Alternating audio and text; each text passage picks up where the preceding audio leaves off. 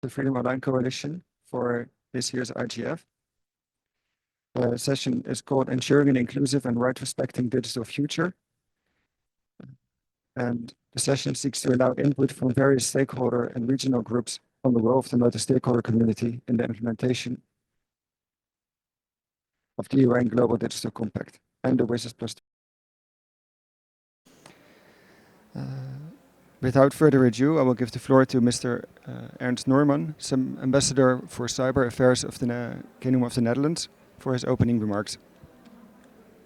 Thank you very much, Jacob Pepijn, and welcome to all the friends of the Freedom Online Coalition, distinguished panelists, and of course also our online audience. Good afternoon, and thank you for joining us today at the open forum session of the Freedom Online Coalition, which will be this year on ensuring an inclusive and right-respecting digital future. The Netherlands organized this session in its role as the current Freedom Online Coalition Chair. The Netherlands is one of the founders who created Freedom Online Coalition in 2011 and acted as the first chair. And has been an honor for our country to have been chairing this ever more important coalition this year for the second time. And I'm delighted to see such a great variety of panelists, truly reflecting the multi-stakeholder approach that we see as essential for discussions on digital issues. We have experts from the FOC Advisory Network, civil society, the private sector, the technical community, and the Tech and Voice Office and the IGF Secretariat present today. And last but not least, my colleague and friend from Estonia, Rasmus Lumi, who will be chairing our coalition in 2025. When I first started my role as a cyber ambassador for the Netherlands, everyone kept on telling me that 2025 would be an extremely important year for internet governance and human rights online. Therefore, I must thank Estonia for the bottom of my heart for their willingness to take over our FOC chairship next year. At the same time, in 2024, we have not been calmly waiting for the Estonians to save us. The adoption of the Global Digital Compact at the Summit of the Future has been a key milestone in our journey towards the WSIS Plus 20 review next year.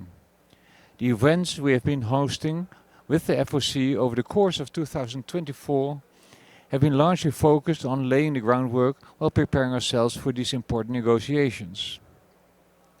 As most of you are familiar with the WSIS, we do not need to start the review negotiations with a blank slate.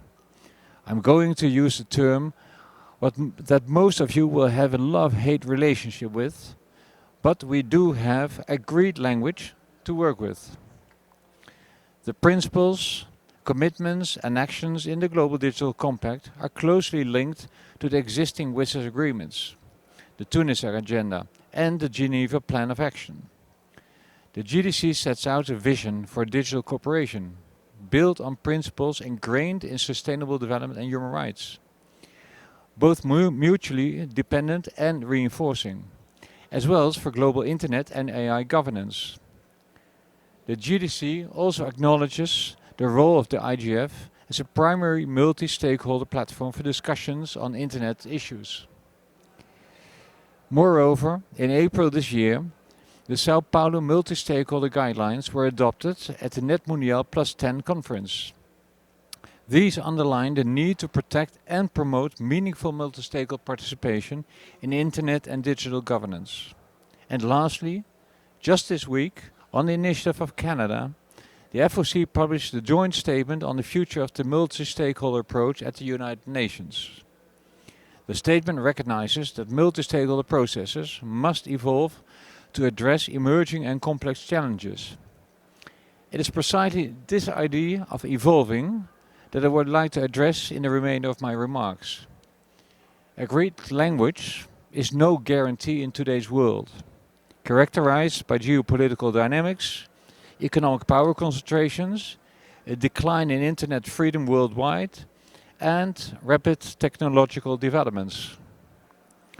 In order to actually strengthen and evolve the multi-stakeholder governance of the internet and digital technologies, we will need to have an appealing narrative, A narrative underpinned by commitments and actions that actually do, one, keep discussions on technical issues within the technical domain, two, bridge the digital divides without reinforcing existing inequalities, three, strengthen the protection of human rights worldwide, online and offline, four, govern emerging digital technologies in a responsible and rights-respecting manner, while making the existing multi-stakeholder approach to internet governance more inclusive. This is no way an easy task, but we as the Netherlands and the broader Freedom Online Coalition believe that these commitments resonate around the world and are the best way to work towards a digital future for all of us. The 20-year review of WSIS is around the corner, and it will be up to us to ensure that it will continue to steer global digital cooperation and governance together with the implementation of the GDC. I hope today's open forum session will not only address those issues that are close to our hearts, but we want to defend human rights online, multi-stakeholder governments and the IGF itself, but also those issues that need to evolve to ensure that the implementation of the GDC and the WSIS process remain fit for purpose, also in 2025. While I have full confidence in Estonia as the incoming chair of the FOC, it does sadden me that today is the very last event that we are organizing as a chair of the Freedom Online Coalition. Nikki of the USA, most of you know her, asked me last night what the most memorable event for me was during our FOC chairship. As this is our last event, I hope this will be the one. So without putting any pressure on all of you, I wish you all a very fruitful and inspirational discussion. Thank you very much, and back to Jacob Pepijn.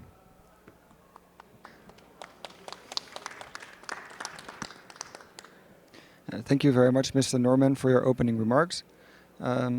We will now have a round through the different speakers.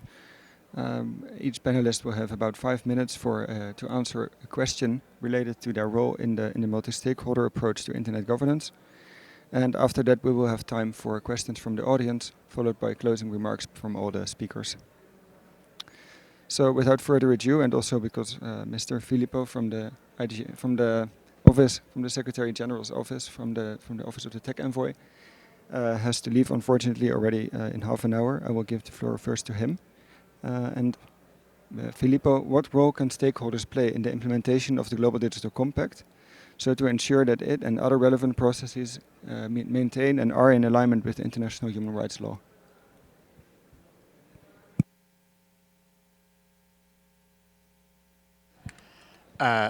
Thanks, Jaco, and I would like also to acknowledge the statement from Ambassador Norman, and especially on the role of the Global Digital Compact, the role of IGF. I mean, I guess all of you would agree that if IGF didn't exist, we would need to invent something like this. And this is also one of the landing point of the Global Digital Compact, where most member states and all stakeholders found an agreement that the role of IGF and its convening role should be strengthened rather than weakened. And we count, I acknowledge also Director General Lumi, we count on the Freedom Online Coalition to work in this coalition building when it comes to the role of this multi-stakeholder fora. Now, the Global Digital Compact, and sorry, my body language, I'm trying to be in an open forum, I'm trying to be as open as possible and not turn my back on anyone. The Global Digital Compact is refreshing the agreement that member states found in 2005 with the Tunis Agenda, in 2003 with the Geneva Principles, and introduces some areas that are new. It's comprehensive. It's comprehensive and has multi-stakeholder at the center. And most of you and several member states and even stakeholders ask me, hold on, that is an intergovernmental process. How can it be multi-stakeholder? And that is the tricky answer the tricky question that we'll need to answer. Because yes, the Global Digital Compact, as much as WISIS, it's an intergovernmental process. So something that I would like to see moving forward in both processes is to see a concerted effort from our side, from the United Nations, from member states, to be as inclusive as possible in bringing all the voices from stakeholders. Again, even the concept of human rights, that is the very core of this conversation, developed and evolved. As again Ambassador Norman said, is based on the Sustainable Development Goals and human rights. If you're going back to the Geneva Declaration of Principles of 2003, the concept of human rights was mostly anchored to Article 19 of the Universal Declaration of Human Rights and its freedom of expression. 20 years later, when we're talking about digital technology, the digital space, we know that human rights is way more than just freedom of expression. So ideally, we want to work together with all stakeholders and start implementing the Global Digital Compact, not in 1 year time, not in 2 years time, but right now. There are provisions that broaden the understanding of what human rights are. There is a section that is Objective 3 of the Global Digital Compact that has a strong cluster on human rights, and there are commitments from member states. There are calls for the private sector that is here represented at this table, and it would be very good to hear from them how they plan of acting even further on human rights. And there is something that the UN is already undertaking. There is the digital advisory service run by the Office of the High Commissioner for Human Rights, and that we hope it would be another tool to sharpen the accountability of the private sector and of member states when it comes to respecting human rights online. Coming back on how we can do this in a multi-stakeholder way, a provision in the Global Digital Compact is to have a call for endorsement. And you might have heard me saying this over and over again. We hosted a town hall 2 days ago. Endorsement process doesn't mean yes or no. It's an online form. Stakeholders can tell the UN Secretariat what they are doing or what they plan to do to implement the Global Digital Compact, and any reference in there to what you have been doing over the last 20 years in connection to WISIS are most welcome. And there is again an option to endorse. We do understand that for some civil society organizations, sometimes endorsing can be a tough undertaking. So that's why we wanted to give the option of just specifying the areas of action. The Secretary General will publish a report on the implementation of the Global Digital Compact, the implementation map, and these will constitute the way forward and will run in parallel to the WISIS process.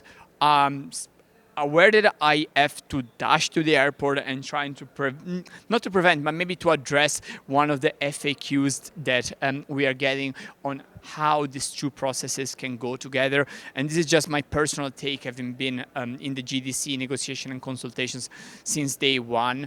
I don't see this as two different roads that diverge, but rather as a stack. WISIS is fit for purpose if we make it fit for purpose. The action lines encompass a lot of the areas that are in the Global Digital Compact, but not all of them, and vice versa. So ideally, you will have the implementation of the Global Digital Compact strengthening and adding to what is already in WISIS. Because again, times are changing, and we hope that over the coming months, engaging in Geneva with the WISIS Plus 20 consultations. I understand that co-facilitators for the process will be appointed by the end of March in New York by the President of the General Assembly, and with the Global Digital Compact implementation process. And again, to all of you around this table, it is very, very important to hear from you on what you would like to see in the implementation of the Global Digital Compact, because again, multi-stakeholder processes, they don't happen by themselves. We, as the UN Tech Envoy Office and as the UN, we are committed to keep it as multi-stakeholder as possible and to preserve that dimension, but we really need to hear from all of you. And with this, Jaco, back to you.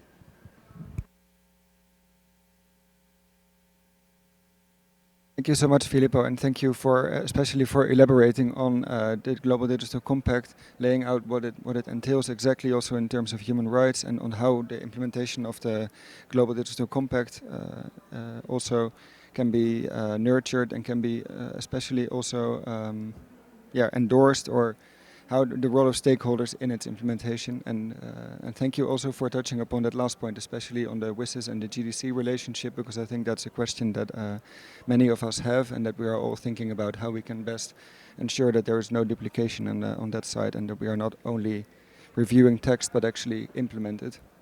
So thank you, Filippo, and without further ado, I will give the floor to Rasmus Lumi, the Director General of the Department of International Organizations and Human Rights in the Ministry of Foreign Affairs of Estonia, and who is also going to be the chair of the Freedom Online Coalition in 2025. Rasmus, what role can the FOC and individual governments play in the implementation of the Global Digital Compact? And how can governments ensure, together with the stakeholders, of course, to make sure that the GDC and the other relevant processes, including the implementation of the GDC and the different aspects of that and the WSIS Plus 20, are in alignment with the international human rights law?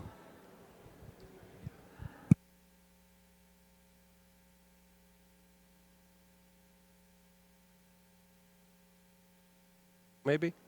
Okay, good.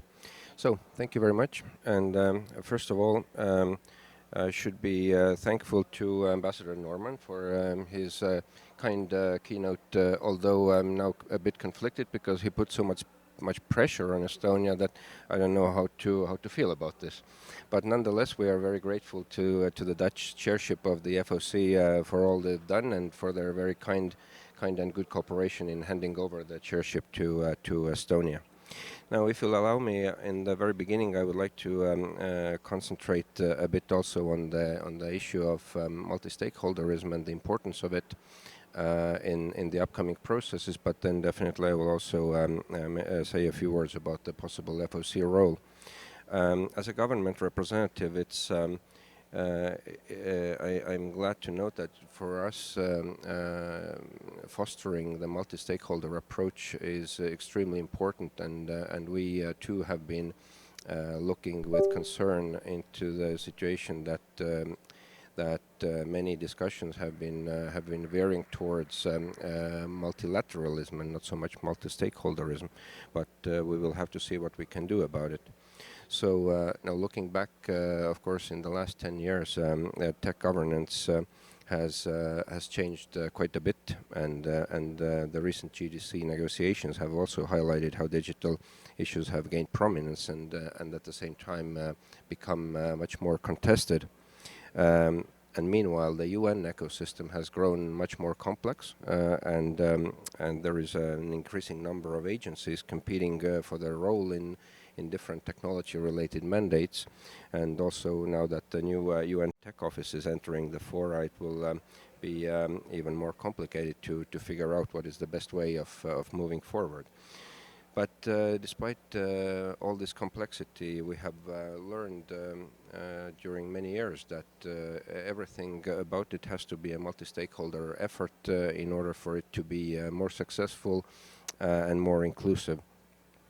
There should be absolutely no one single country or entity who is controlling the internet, and we can see it very well from the smaller scale when we look at the national level, where one government is in control of the internet structures. Then in the form of internet shutdown, this is something that is happening in the world quite often.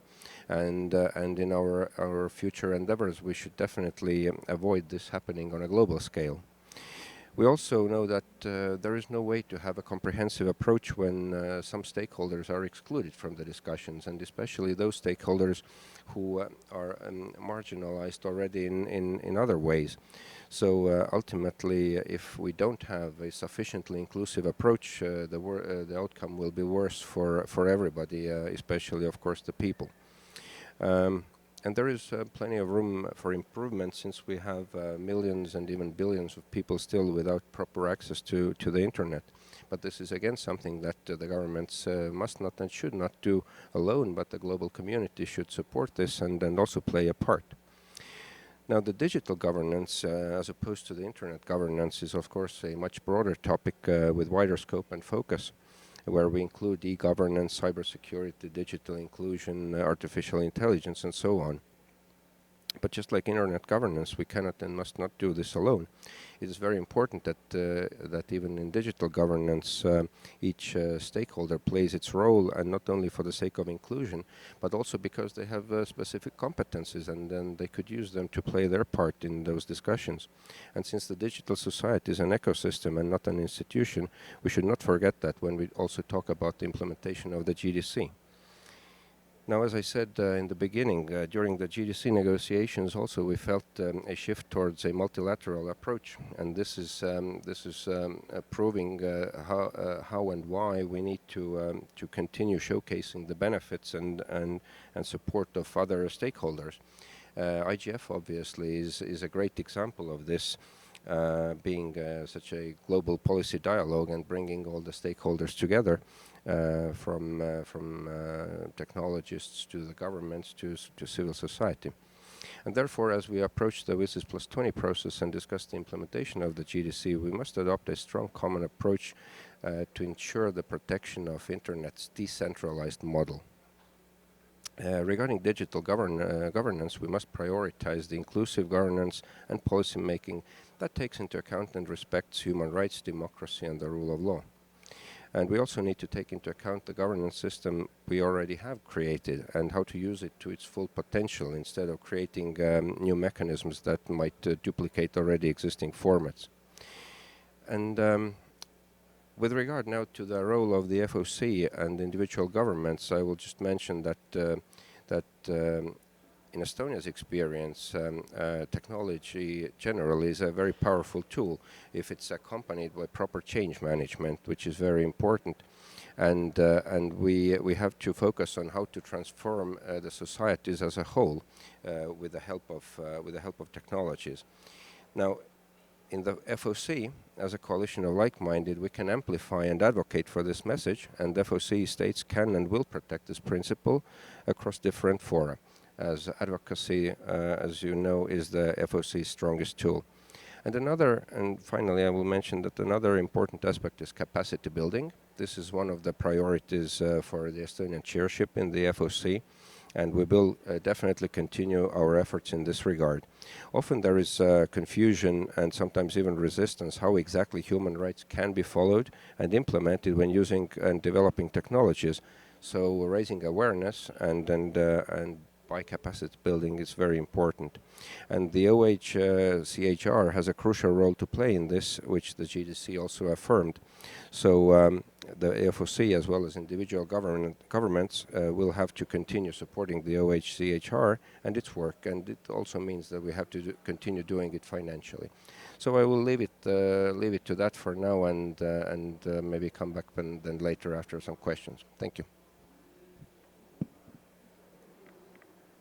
Thank you very much, Rasmus, and especially thank you also for mentioning the complexities, because indeed digital governance, internet governance are very complex fields, but I think you would agree with me that if we underline that including as many stakeholders as possible in the conversation is not something that makes it more complex, but actually helps us engage with the complexities of the governance and of the technical and governmental the governing challenges that we have with digital technologies, emerging technologies, and the internet, and especially also change management, which you mentioned.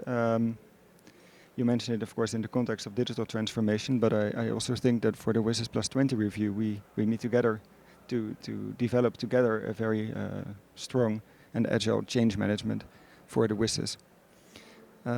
So, having said that, we will turn to Anja Jengo from the IGF Secretariat. I'm glad you could make it. How can forums and spaces like the Internet Governance Forum continue to serve as an inclusive space for dialogue amidst changes in the global digital ecosystem? Anja, I will give you the mic too.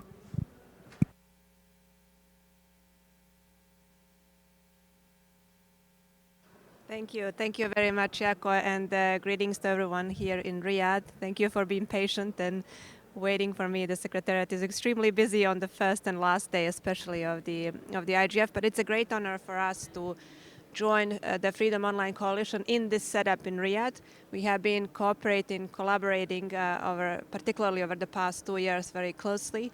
And I use this opportunity to recognize the excellent work that the coalition has been doing, especially during the consultations on the Global Digital Compact leading toward its adoption.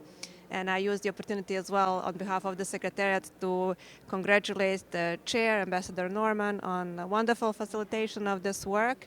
And we welcome certainly working closely with Estonia and the new leadership in the months to come. That is indeed a very important question. The IGF, as you know, has been convened in 2006 by the Secretary General as a neutral platform that will allow for facilitation of a multi-stakeholder dialogue on issues pertaining to public digital policy. Indeed, some of the terms that, especially in the recent times, are present in our discourse, such as internet governance and digital governance, what is the difference? It is an interesting debate.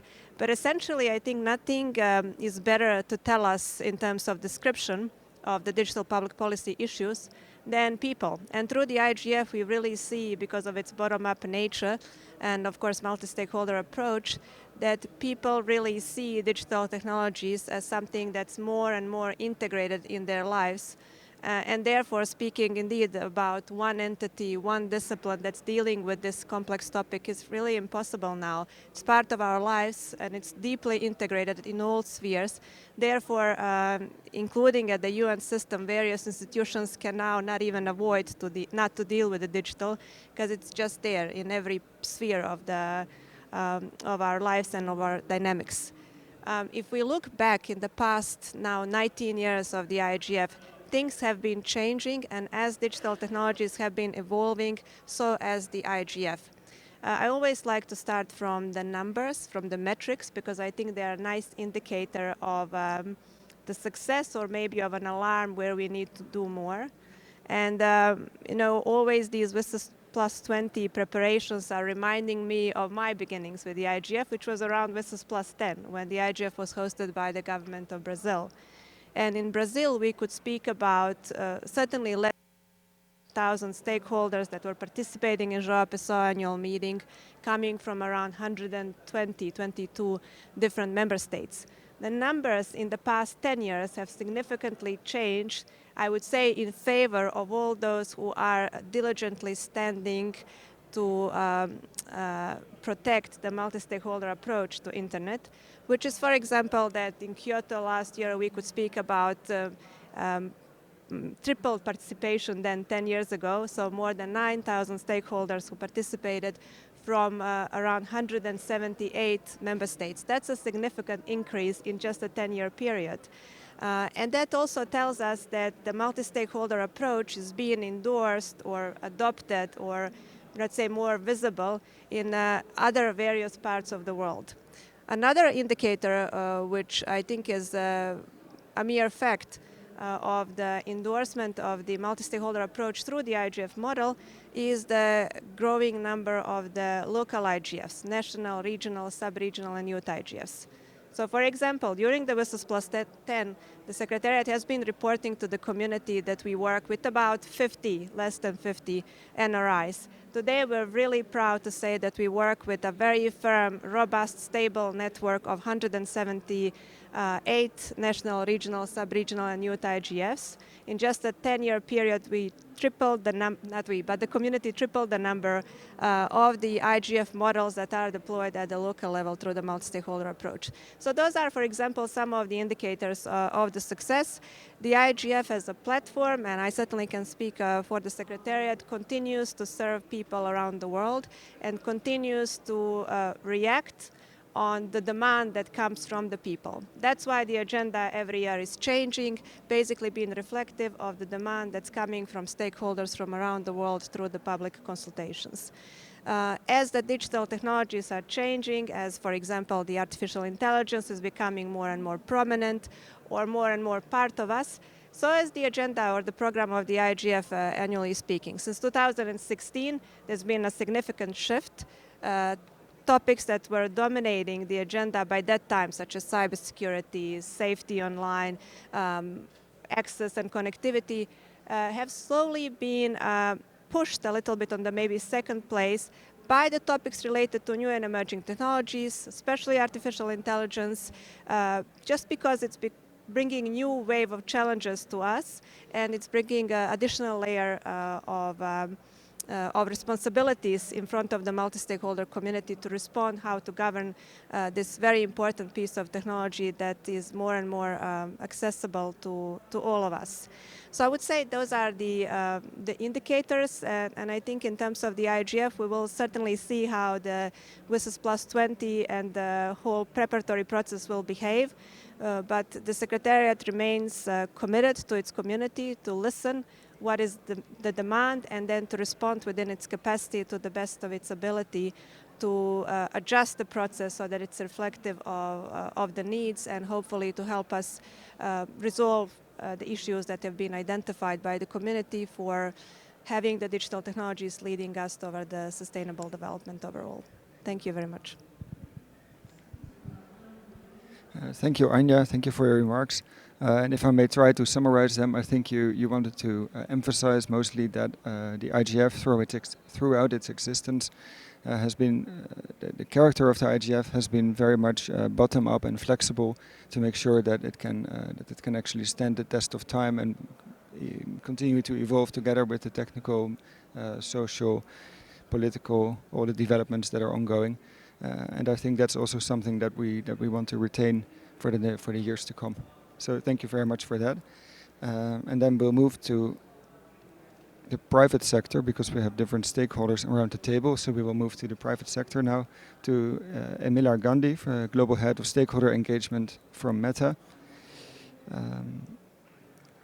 Emilar, given the critical role of online platforms and the private sector in guiding global digital cooperation, how can industry contribute to the realization of a rights-respecting and inclusive digital future while ensuring accountability? And what does this look like in practice?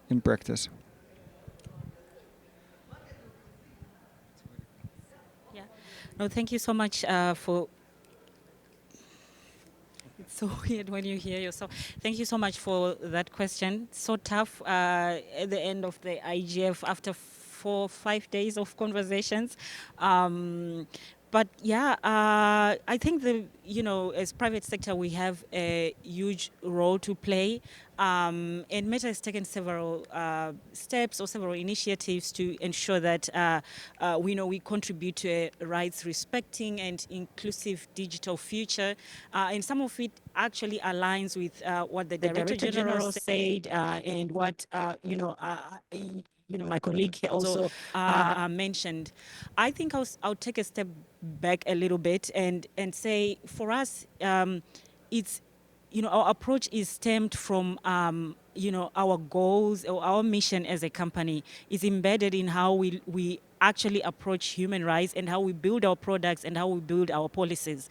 So by that I mean it's all good and nice to be here, for us to be at the table to discuss all these issues. But if our foundation is not strong, then, we might as well just be theorizing everything that we are saying here. So for us, it's part of our mission. It's part of how we approach inclusivity and how we approach human rights. And by that, I mean, in terms of our hiring, in terms of ensuring that we have people in our teams that do not that actually also represent the people who are using our platforms. As most of you know, over 90% of the people that use our platforms are outside of the US and Canada. Of course, our staff is not yet at that levels, but ensuring that people who are working on these issues, particularly in terms of policy, have the lived experiences, can speak the languages, and can engage and do outreach as we need. We also have a human rights policy team that actually are experts on these issues. So that's one. So having a mission that is actually puts inclusivity and inclusion at the heart of everything that we do. Secondly, multi-stakeholder engagements. We are here, to be part of this conversation, one at the Internet Governance Forum, but also in the FOC Meta member. I was co-chair of the FOC advisory network for about 3 years. I think it's an important platform, and not putting pressure on Estonia as you know, as you take on the chairship, but it's also a place where you have civil society, you have governments having open conversations, and I think that's very, very important, because you just do not want partners who will tap you on the back to say you're doing well, but also who will make sure that you are accountable. The third thing that I will also mention is our human rights corporate policy that we launched in 2020, which is for us groundbreaking, but also it's not just a policy that we have packed in a digital shelf and say now we have it. Let's tick a box. Within that framework, we have. Within that framework, we are ensuring that we are training our employees internally for them to be aware of human rights principles, for our employees to be aware, not only to be trained, but also aware of all the human rights principles as they build products and as they build policies as well. We also do regular human rights due diligence assessments to identify and mitigate risks as well. And the third thing that I'll mention is the fourth one is stakeholder engagement, and then I'll pass on the mic. With regards to stakeholder engagement, I think this actually contributes to how inclusive our policies and products are. So every time we write our community standards, we engage externally. But I think that sounds nice on paper, but how we do it is ensuring that we identify not only people that identify themselves as experts, but also people with lived experiences. We go beyond just geographical inclusion, but we also look at cultural inclusion. Who has the cultural competence to ensure that they can engage with these issues?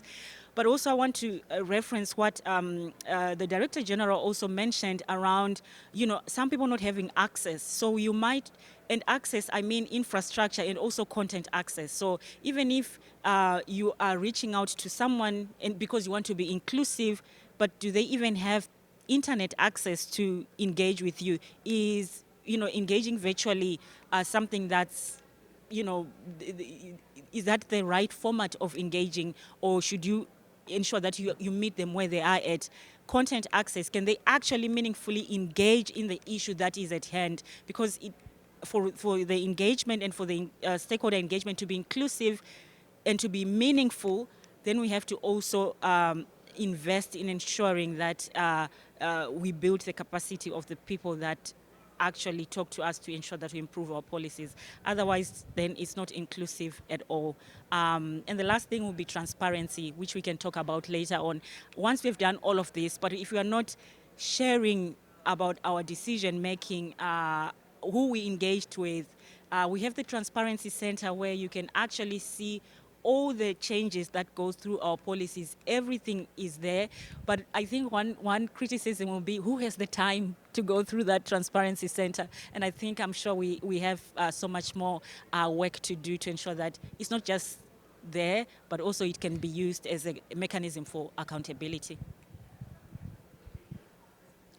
Thank you, Emilar, and thank you for being very comprehensive and explaining very comprehensively how Meta is working to actually holistically approach this issue with all the stakeholders, and also touching upon your role in the FOC Advisory Network, which we of course also, I'm going to repeat this many times, but the Advisory Network is also especially because we want to include the stakeholders in our work as a Freedom Online Coalition.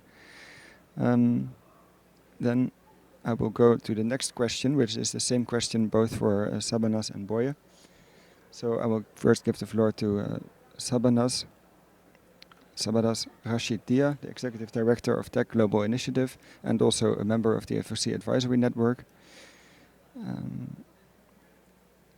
Sabanas, how can stakeholders, including governments, the private sector, international organizations, and civil society, and the technical community, worked in collaboration with civil society and to ensure that the voices of the global majority and marginalized groups are meaningfully engaged in both shaping and implementing global digital governance frameworks, like the UN Global Digital Compact and the WSIS Plus 20 review? taking into account the unique challenges and local context in different regions. Thank you, Jaco, and thanks everyone for having us here. So at Tech Global Institute, we primarily focus on getting global majority stakeholders across the board, whether it's governments, private sector, civil society, marginalized communities, refugees, into the conversation around what does the internet mean to them and how do we govern it better. And I think it's quite fundamental to us that though when we see the differences, not only between the global north and the global majority, but also even within the global majority, there's a number of different equities that are at play. For example, we have still gender inequalities that are continue to be persistent. Even in rooms when there is multi-stakeholderism happening, we oftentimes see there's more men than women being represented. Or we see certain groups having a sort of having a more majority role in these conversations than many of the other groups. So I think to ensure that we have a truly multi-stakeholder model, I think we have to first acknowledge the fact that the multi-stakeholder model, while it is all well and good and has been the bedrock of internet governance for the last 20 years, is not perfect. And that there are many power asymmetries that exist within the multi-stakeholder model itself, which has made many communities across the global majority particularly feel disenfranchised and excluded. And this is not just the communities that don't have access to the internet as it is, but also communities that don't have access to these kinds of spaces, whether it's because of financial capital, because of knowledge, because of networks. There's a number of different power asymmetries at play.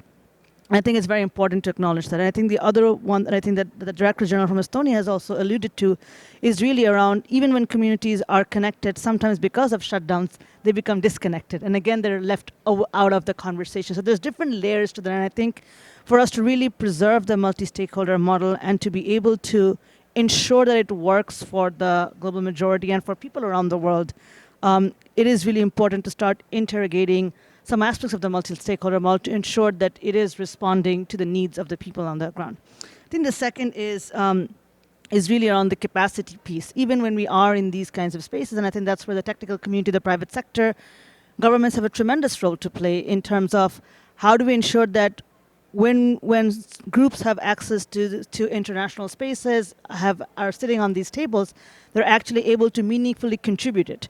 In the last 1 year, we've seen that with the GDC and a number of other processes, it's actually quite extraordinary the amount of things happening, and it's a lot to keep track of. And if you are an under-resourced civil society organization in the global majority, where you have existential crisis around not just the internet and being online and surviving online, but also in terms of food security, climate change, political, geopolitics. There's so many things at play, and in that kind of an environment, keeping track of what's happening in New York and Geneva is really, really difficult. And so I think to be able to, again, make the multi-stakeholder model work, it's really important to invest quite deliberately in capacity of communities from the very sort of grassroots up to the very top. And I think we heard from the IGF Secretariat about the NRIs. And oftentimes in the last in the last sort of 20 years, we've also seen that while NRIs are great in terms of engaging local communities, oftentimes they also are not sufficiently multi-stakeholder. They oftentimes become, they become politicized, or they end up only capturing the majority voices, that women are left behind. That has been at least my experience in my NRI. And so I think to ensure that if we want multi-stakeholderism to really work for the global majority, that there is a downstream effect, that at every step along the way, we are very deliberate about, one, building that capacity, two, creating intentional spaces, and then three, are designing those spaces in a way where different voices have equal rights and equal say, and are able to contribute to what they want on how the internet to be. And I think that lived experience that I think also that Meta also mentioned is really critical. I think the last piece I'm going to say is just in terms of ensuring a multilingual internet. I think that's quite important in terms of and that's a huge contribution of both the technical community as well as the private sector. That if the internet, and I think Emilia also talked about the fact that 90% of Meta's users are outside the US and Canada, but if you see the websites on the world to the internet is majority in English. And that is also a huge problem in terms of access and the kind of content we're designing, and having the communities properly represented online. But at the same time, we also have to remember that now that with AI and other kinds of technologies, building a multilingual internet should not mean that we expect indigenous communities to contribute data for free. And so there's also that power dynamic that we have to be quite cognizant of. So I hope that as we think about the implementation of the GDC and how the member states are approaching it, that we are very intentional about how we're also thinking about the multi-stakeholder model, about inclusion, about space building, and about the inherent power asymmetries that are not unique to the multi-stakeholder model, that is structural asymmetries that exist. But I think we have a real opportunity as a community that to be able to build those spaces in a way so that everybody has an equal footing and an equal say and has an equal stake in these conversations, because the internet, from where I come from, the internet is the world. And without its access, I think we fundamentally get cut off from the world. And so there is a very real stake here. And I hope as we are thinking about, and as all these various stakeholders thinking about it, that we are being very deliberate about space building. Thank you.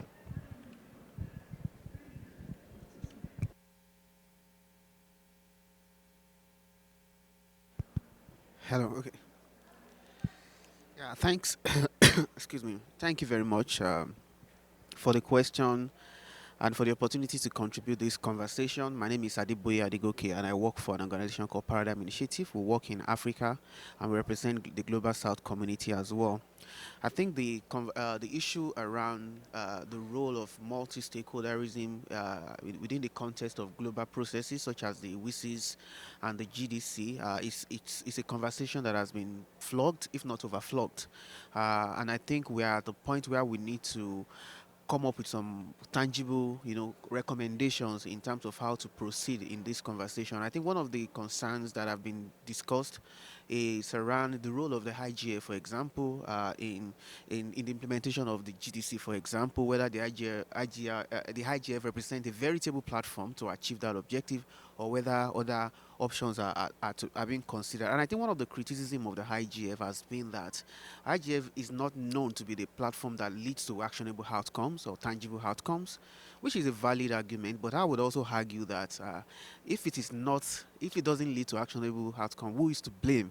Why is it so? It doesn't lead to actionable outcome because it is not set up to lead to actionable outcome. And who will make it to lead to actionable outcome if not the UN, if not the countries who decided to make it what it is right now? So I do think that if we are talking of multi-stakeholderism, the reason why a lot of civil society organizations have bias for the IGF process is that it's probably one of the few processes where civil society voices are at least visible.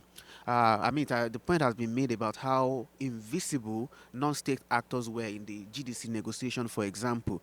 So I do think that it is not enough to say the IGF doesn't lead to actionable outcome. It's about if we believe in multi-stakeholderism and if we think that IGF reflects multi-stakeholderism, then I think the question that should be on the table is how do we strengthen the IGF to be able to achieve or to lead to actionable outcomes.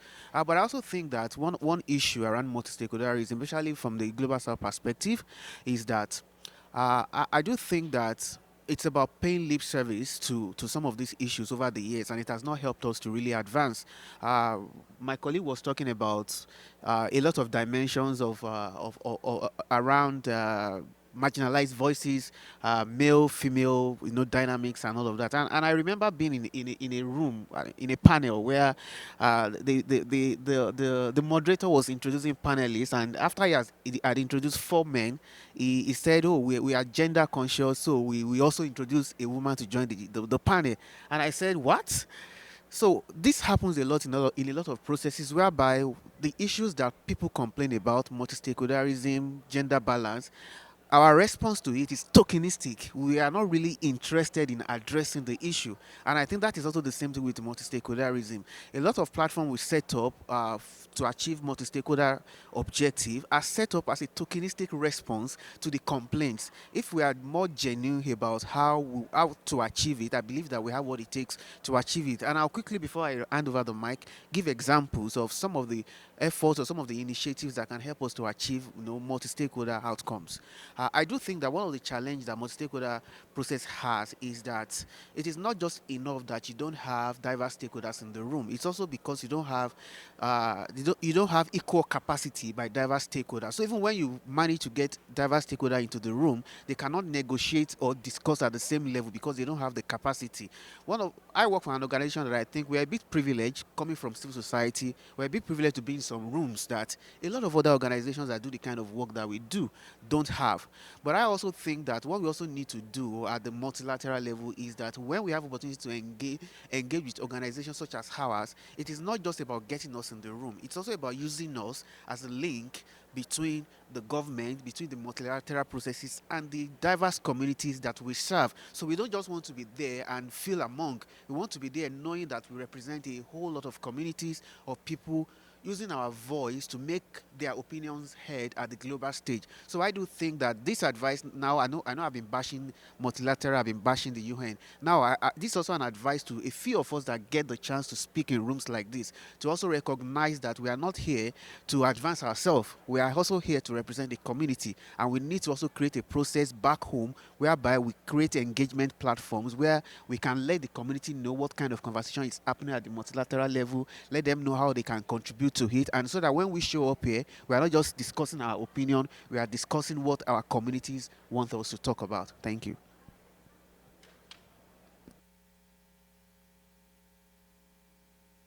Thank you, Boye, and thank you, Sabanas.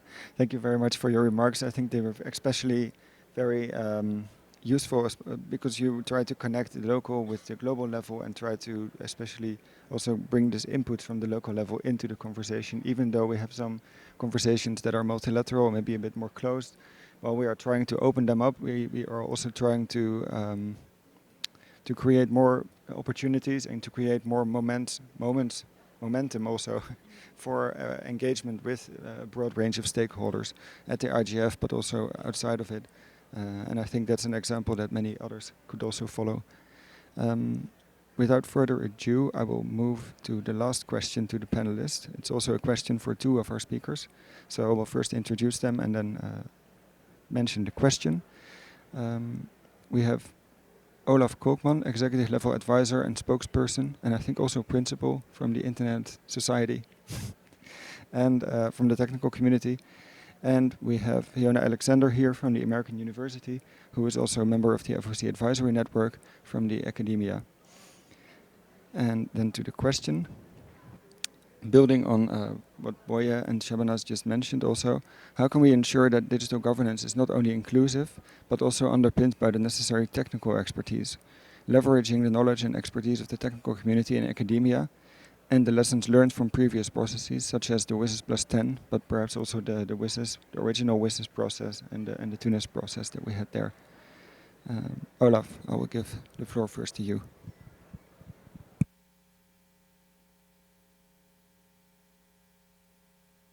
I'm going to start with, I promised myself not to mention AI during this whole week, but I failed.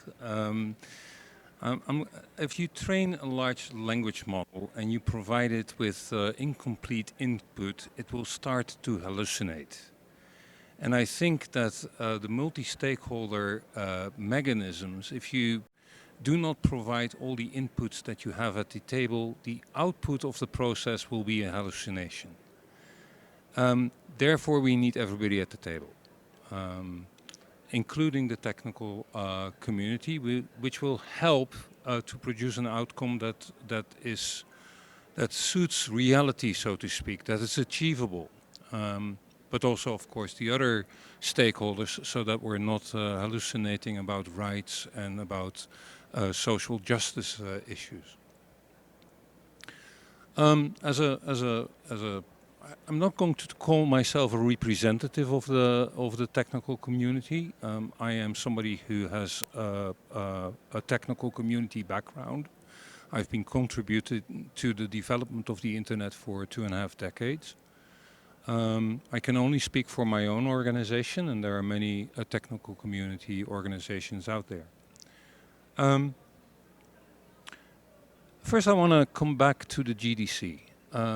We heard how the GDC was developed, and we've heard that multi-stakeholderism is front and central as an output of it. However, the process itself was not a leading by example type of process with respect to multi-stakeholderism. And therefore the question whether the process or the outcome should be endorsed is one that we, at least at the Internet Society, answer is no, we will not endorse it. We were not part of this process. We were at the outside looking in through opaque windows and sort of guessing what was happening. At some point there was a consultation, but consultation is not multi-stakeholder engagement. It's not a discussion. It's not sharing what you've learned and improving on that outcome. And of course, we understand that in a multilateral environment such as the UN, at some points the doors close and decisions are being made. But those should be closing at the last possible moment, not at draft 1, 2, or whatever the draft number was. We like the outcome of the paper, the principle, the vision, and the objectives that the GDC defines. And as the Internet Society, again, I cannot talk for the whole community, we at least will be working towards some of these objectives, including making sure that the last 2.8 billion people it is, and probably more, still are going to be connected to the internet, because that's the basis of being able to reap the benefits of the internet. And there, again, multi-stakeholderism is important because the initiatives that connect the people in the most difficult places are initiatives that are sort of local initiatives, community networks, creative, innovative solutions that people build on the ground together with stakeholders that are technical and stakeholders that are interest groups, actual stakeholders. And I think that the role that the IGF structure, from local to national to regional to global, plays a role there. The IGF in that sense works as a norm entrepreneurship, where good ideas bubble up, they gain maybe formal, maybe informal consensus at the highest level, and then trickle down again so that people can act locally while thinking globally. So I think that is, for me, that is what multi-stakeholderism embodies. With respect to the role of the technical community, I have to say, and now I'm saying we speak a different language too. And we, as technical community, can be rather inaccessible because we speak a different language. We use different acronyms than the people that are engaged with traditional governance issues. And that makes things difficult. You don't land a technologist in this forum and accept them to be able to navigate it. NRI doesn't mean anything to that. But if you take a policymaker and you dump them in a technical environment, TCP doesn't mean anything to them. And I think it's very important to be conscious about that. One of the things that I do in the context of the IETF, the Internet Engineering Task Force, is that we help policymakers understand that environment. We do policy programs.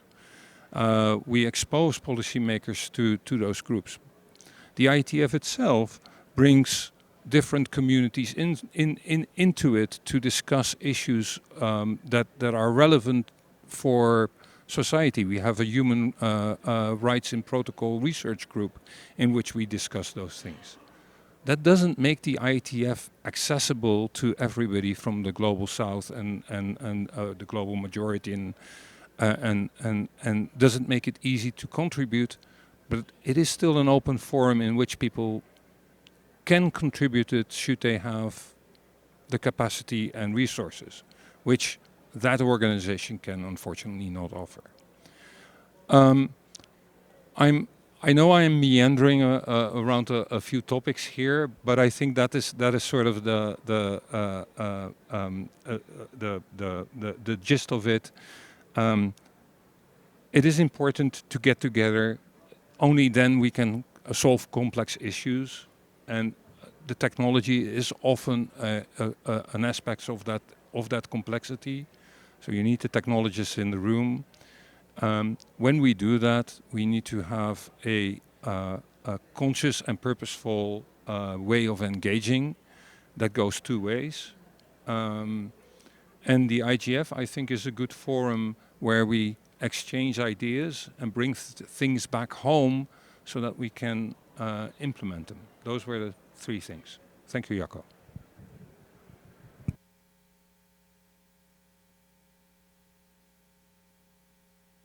Apparently, I was clocked in earlier as being the fastest speaker at the IGF on Monday, so I will try to actually be much slower today. But who knows? I'm naturally a fast talker, so let me know if I get back up to that high speed again.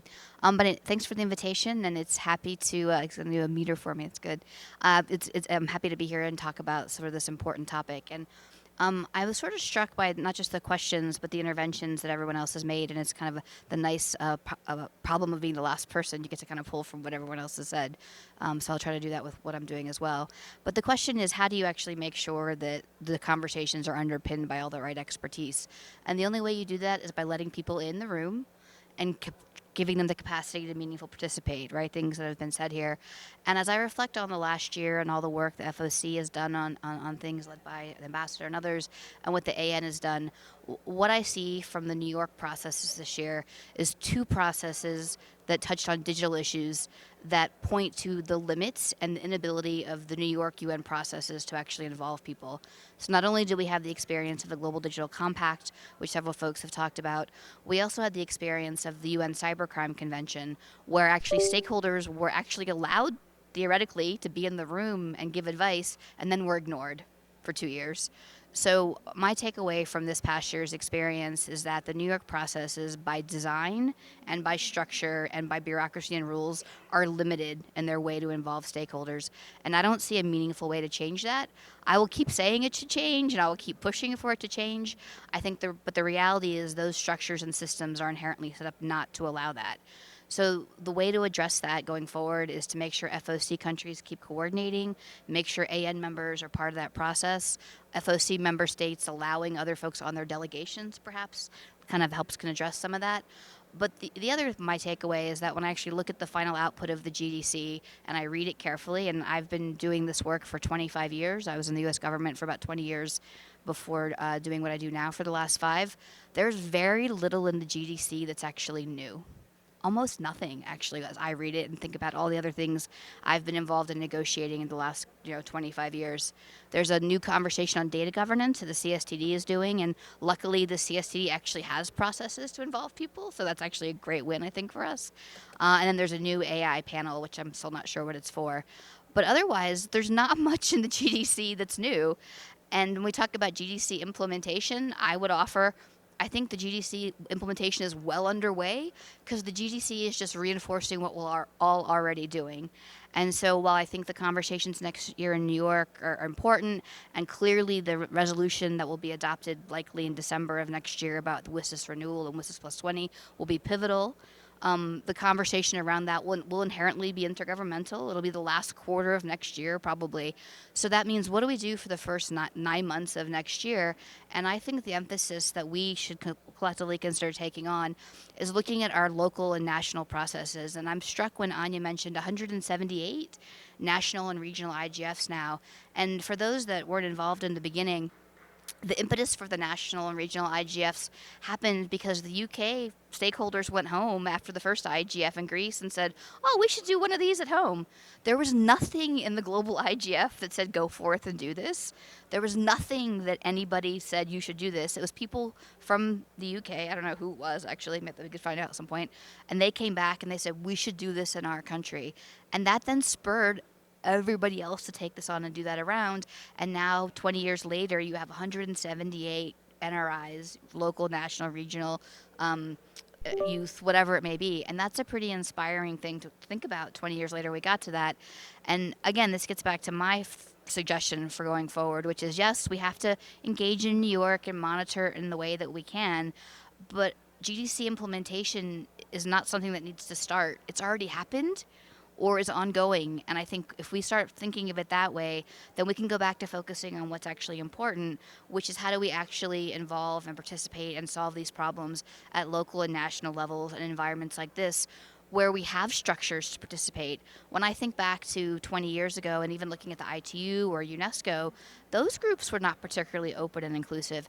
And I'm not suggesting that they're perfect now, but they've made great strides. So I think that the operating agencies of the UN, the executing agencies of the UN, whether it's an IGF, which I would include in that, or whether it's a WSIS forum, or whether it's a UNESCO, or whether it's an ITU, whether it's these other IGFs that are outside the process, whether it's an ICANN or an IETF, those processes all have mechanisms and those processes are making best efforts. So I think it's time for us to go back and focus on fixing and engaging and doing those things, not in a performative way, as you suggested in some cases, but actually undertaking that. And that's where I think we need to shift our focus. I think the New York exercise and processes of this year have just reinforced for me that the New York processes aren't going to ever solve our problems, because by design they're going to be multilateral. And we can keep pushing and we can keep demanding access and we can keep working with FOC and other partner governments to make things better. But I think we're going to hit a wall repeatedly over and over, and I really think that we need to focus on the other parts of the ecosystem and the WSIS ecosystem as we know it. And that's kind of my takeaway from this week, especially as I listened to the OSET Secretariat attempt to answer questions. I'm sorry that Filippo's already gone, about how they're going to go forward, and they don't know still. And I think that just speaks to the lack of, even if they wanted to, the lack of opportunity in that New York environment to do it in a meaningful way.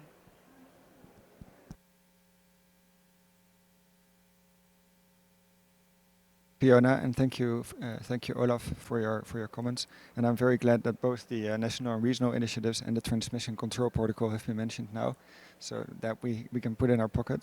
And I'm also actually glad that you mentioned New York versus local versus national. And I think when we are engaging with the WSIS process, but also broader internet governance, that would speak to the point that we have a double engagement, where we both try to meaningfully engage with these processes that are in New York or in Geneva and that are more multilateral based, and trying to ensure that these are not too detailed, but they are creating an enabling environment for those more locally based and nationally based initiatives, because we don't need to have all the details in New York. We can have general principles, we can have more general language, but that language has to be enabling for all those other initiatives. And I think on the other hand, we have to make sure that, so that's the second road, that we have to engage with our stakeholders at home and within our own smaller or bigger circles of influence.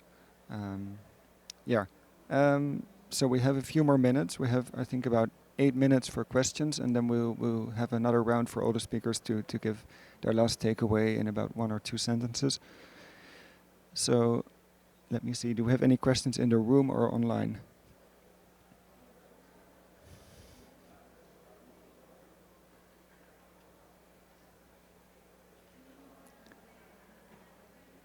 No?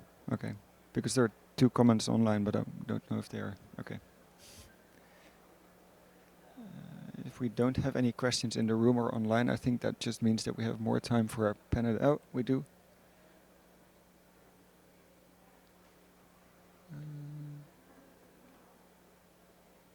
Yeah, more comments than questions, but very useful.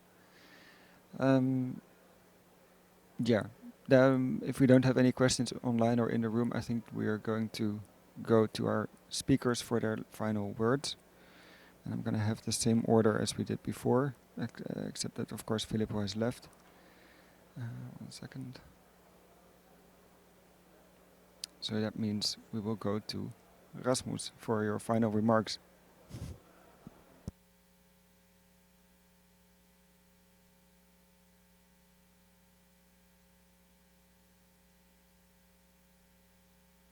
Okay. So thank you. Is that 30 seconds now or a bit more? Okay. Yeah. So just to comment on a few things, maybe just to say that I very much agree that a lot is happening here and there and everywhere except for New York in terms of multi-stakeholderism. So I think you're quite right that the mindset in New York is very multilateral. It is very difficult to have a different type of access there. So I think the way we have been working in the FOC and in other fora is the right way to go in order to actually be able to get some input into the government's thinking in order for them to carry it over then to the discussions in New York. I also think that it is important to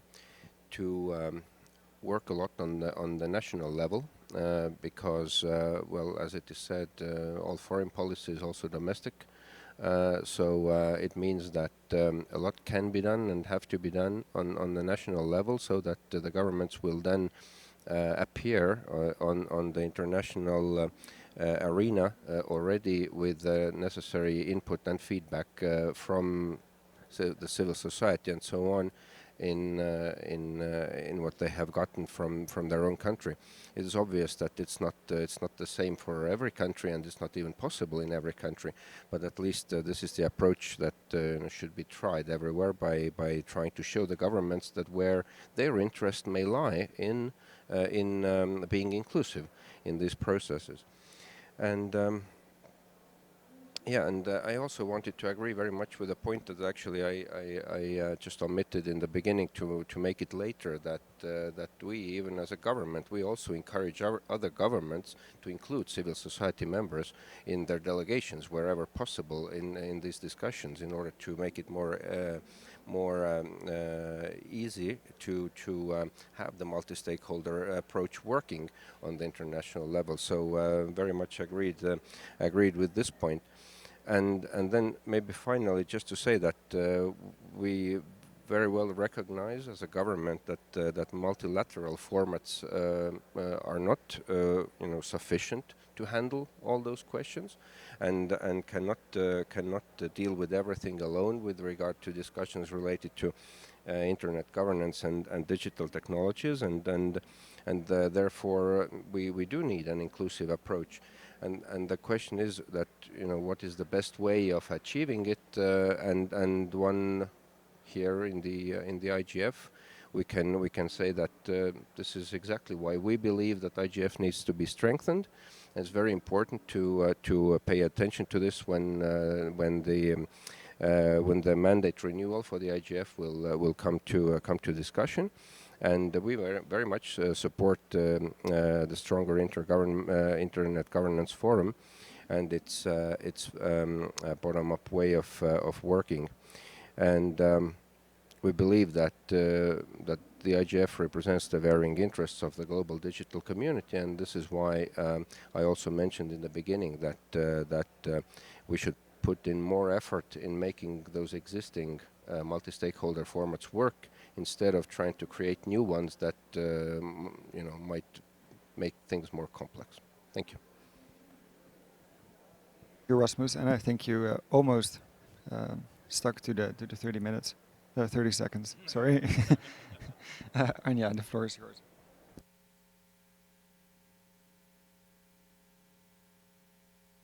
Thank you very much. I certainly would like to say that I do understand that sometimes maybe there is a concern or even frustration that we are slower in terms of our good action and policy with respect to the rapid development of digital technologies.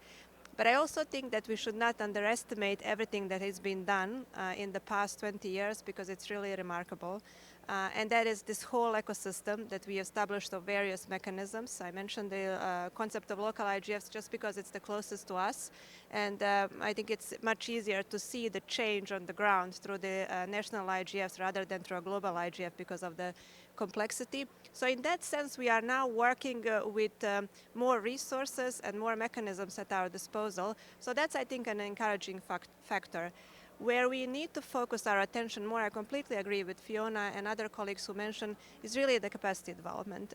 We are not anymore in this narrative where we have 4 stakeholder groups represented by numbers. We have to look at that more in a more nuanced way through maybe a multidisciplinary lens. We have been seeing that through the IGFs. Our statistics are always a very nice navigation in that sense. You are exactly seeing from which countries, for example, we have lower participation, especially looking, for example, in the past 10 years. We are also seeing which disciplines are missing in this discourse, especially as the technologies are becoming so integrated that it's not anymore exclusive, for example, to the car industry or a health sector to be part of these discussions. They're actually very much needed in these areas. So that's what I think, that now evolving from multi-stakeholder toward multidisciplinary, having all disciplines involved with us is very important. That's why this IGF, for example, continued working with legislators, parliamentarians, but also very much put emphasis on working more with the private sector of various backgrounds and with the judiciary, as courts, prosecutors, the court system overall is coming up with decisions that are reflecting all of us one way or another, and that's why it's important to have them understand, first of all, what are they deciding against before any wrong decisions are made, which have long-term consequences on our human rights, first of all. Thank you very much.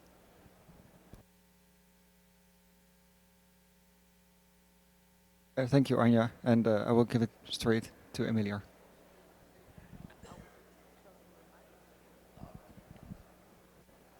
Oh, thank you so much. This was really, really a good conversation. So for me, just in terms of closing remarks, the IGF is an important space, but also more importantly, the FOC I think is really, really an important space for us as private sector, and I'm sure civil society. I was in civil society before and participated in FOC, and it was really important then, as it is important now. Not only, I think, for pushing diplomacy or international policy goals, but it's also an important space, an inclusive space where we can all sit around the table, not change, but for relationship building, for trust building, particularly from an industry perspective. I also think it's important not only as a space for like writing these statements or from a substance perspective, but it's also important as an example of an inclusive process. So in itself as a process, I think it's important, and I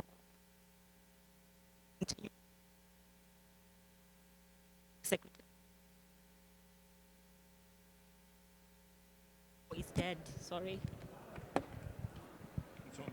It's on. Okay. Sorry, the mic. Yeah.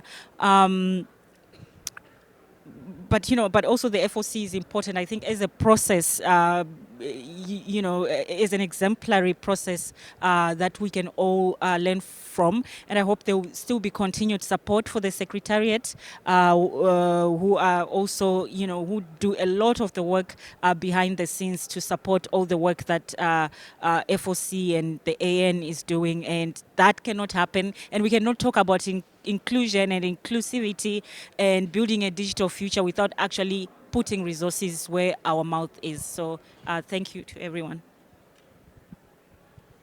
Thank you, Emilia. I will give it straight to Sabanas for your closing remarks. Thank you, Jaco. And thank you all for your very insightful interventions. I think for us from the global majority, I think there were two main takeaways from the last year.